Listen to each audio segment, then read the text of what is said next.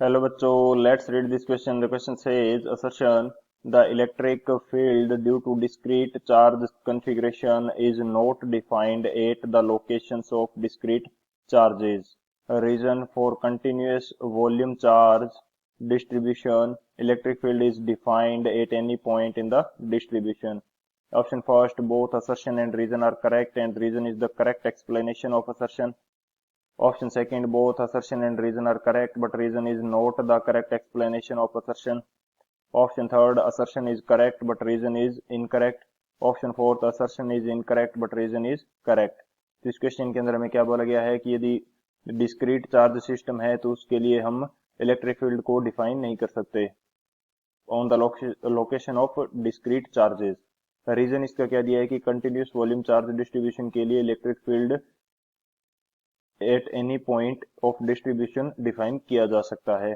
सो बात करते हैं की कंसेप्ट की. की कंसेप्ट की यदि बात करें तो की कंसेप्ट के अंदर हम लोग डिस्कस कर लेते हैं गोस लॉ. कि गोस लॉ से जो इलेक्ट्रिक फील्ड है वो किस प्रकार से फाइंड आउट किया जाता है. की कंसेप्ट हमारा क्या हो जाएगा, गोस लॉ.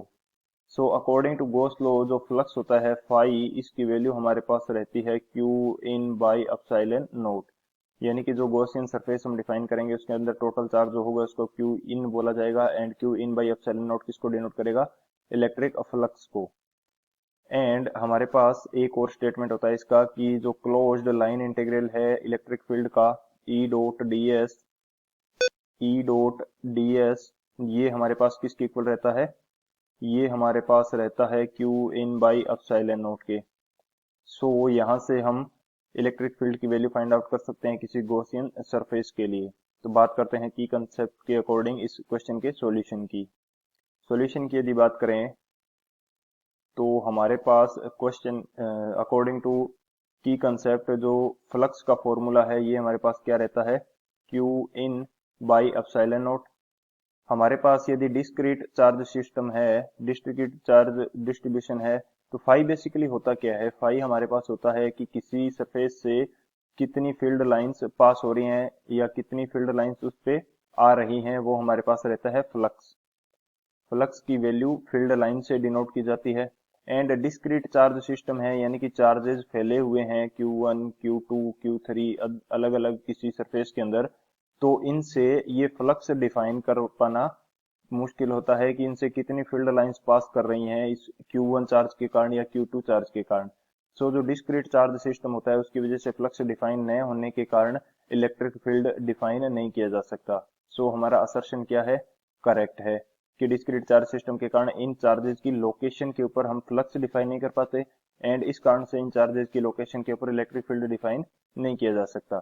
सो असर्शन हमारा करेक्ट है. रीजन हमें क्या दिया है कि कंटिन्यूस चार्ज डिस्ट्रीब्यूशन है, यानी कि कंटिन्यूस चार्ज डिस्ट्रीब्यूशन यदि एक हमने गॉसियन सरफेस डिफाइन कर ली, स्फेरिकल सरफेस है जिस प्रकार से ये, इसके अंदर पूरी वॉल्यूम के अंदर चार्ज है तो इसको मैं चार्ज टोटल चार्ज क्यू मान सकता हूँ.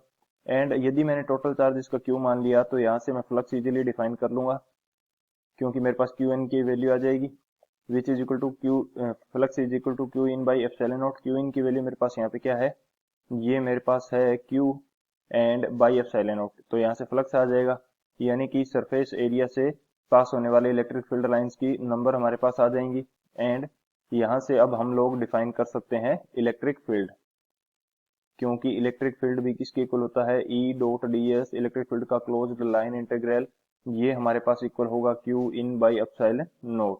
सो यदि हमारे पास एक वॉल्यूम के अंदर चार्ज है तो हम इलेक्ट्रिक फील्ड डिफाइन कर सकते हैं.